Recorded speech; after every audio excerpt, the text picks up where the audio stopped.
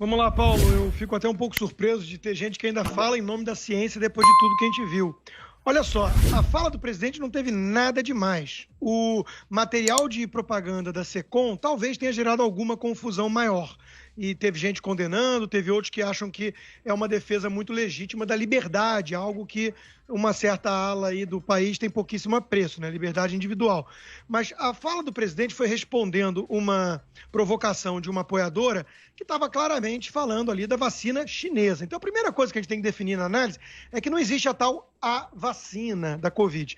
Existem várias vacinas que estão em fase de desenvolvimento e a chinesa, que é aquela grande aposta, sabe-se lá o motivo, do governador João Dória, é que tem despertado tanto ceticismo e dúvidas e receios absolutamente legítimos. A gente podia lançar uma enquete, quem sabe, você tomaria a vacina chinesa, você preferiria a da Oxford e por aí vai. Mas eu chego lá. Eu acho que o destaque que a imprensa deu foi, mais uma vez, porque, primeiro, está meio sem pauta, né? Porque as coisas estão rumando numa direção positiva e na direção que favorece a postura do presidente Bolsonaro, não dos arautos da suposta ciência. Eu chego lá já já. E também porque é mais uma forma de tentar colar a pecha de um presidente obscurantista que participa do movimento anti-vacina. Obviamente não tem nada a ver com isso, né? Ele não está fazendo uma campanha contra a vacinação nem nada disso. Era especificamente a vacina do Covid, que está sendo feita às pressas, e eu tenho certeza, é uma inferência minha, mas eu tenho certeza, a preocupação da apoiadora diz respeito à vacina chinesa, né? Então vamos lá. A revolta da vacina gerou ali, na época do Oswaldo Cruz, uma discussão muito legítima. Até onde vai o direito de liberdade individual, da propriedade privada, particular, e até onde vai o interesse coletivo. Existe uma região cinzenta, não resta a menor dúvida. Só o mais radical dos libertários vai dizer que o Estado não pode nada desde que o indivíduo inicie algum tipo de agressão, porque existem externalidades negativas, né? Então, o exemplo mais óbvio é se você mantiver no seu quintal uma criação de mosquito da dengue, né? Alguma hora as pessoas, por pragmatismo e defesa do interesse público, vão defender o uso do Estado, leia-se coerção, para impedir aquilo. Dirigir bêbado também não pode, você coloca terceiros em perigo e por aí vai. Mas a linha é tênue, onde começa a flertar com o paternalismo autoritário coletivista, típico de uma ditadura, como a chinesa, talvez, né?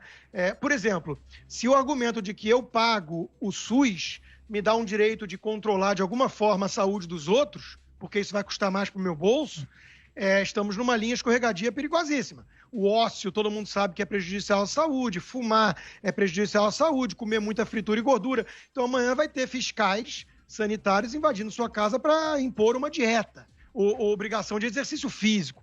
Eu tenho certeza que alguns achariam muito legal isso, aqueles que querem governar de cima para baixo e desprezam o povo, acha que o povo se vende por qualquer R$300 e despreza o povo, né?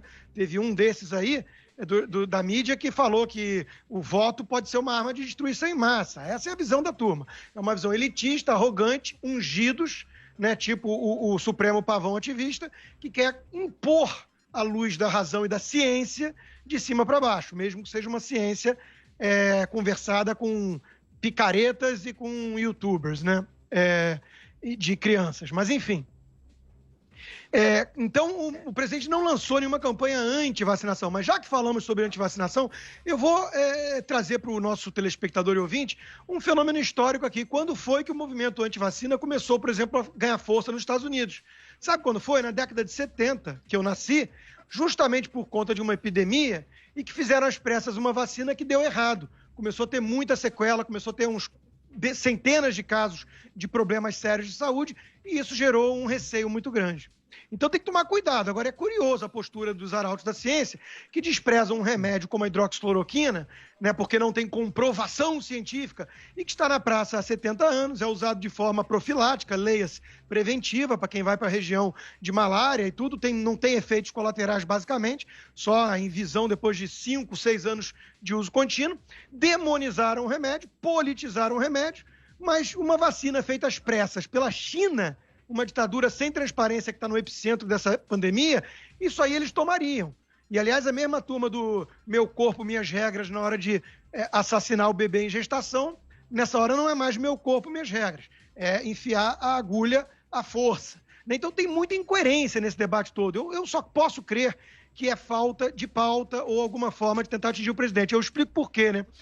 Hoje já temos uma reportagem do jornal O Globo, insuspeito, né, porque é anti-bolsonarista, dizendo que a fome ameaça matar mais gente do que o coronavírus em 2020 já.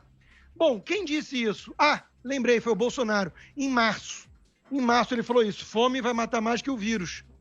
E aí ele foi demonizado, né?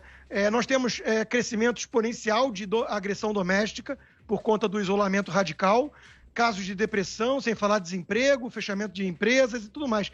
E a manchete da Folha de hoje, de ainda há pouco, Brasil tem menor taxa de contágio de coronavírus desde final de abril. Sendo que Peru e Argentina, né, que tem um governo quase despótico já, né, indo para um caminho socialista da Venezuela, e que adotou um lockdown rigoroso, está com um recorde, está subindo. Né? Então, os isolacionistas radicais, aqueles da ciência, têm muitas explicações para dar. E eles não estão querendo dar, eu não consigo uma. Né? Alguns flertam com falar em imunização de rebanho, que acho que era o que aquele ex-ministro, né, que defendia isso, né? Ou a Suécia. Acho que não era o Mandetta. Então, veja, esse pessoal tem muita explicação para dar e não está querendo, né? Porque eles adorariam aquela maquininha do Men in Black que apaga a memória, mas não só temos memória melhor do que eles gostariam, como temos a internet hoje em dia. Então a situação não está fácil para isolacionista radical. Não temos vacina ainda, estamos no inverno, o contágio está desabando no meio da aglomeração, da retomada das atividades, e os isolacionistas estão preferindo falar que o Bolsonaro faz campanha anti-vacina, sendo que era claramente ali uma preocupação com a vacina chinesa. Paulo, eu fecho com um comentário só. Eu adoro brincar de e se, né? É um exercício hipotético interessante.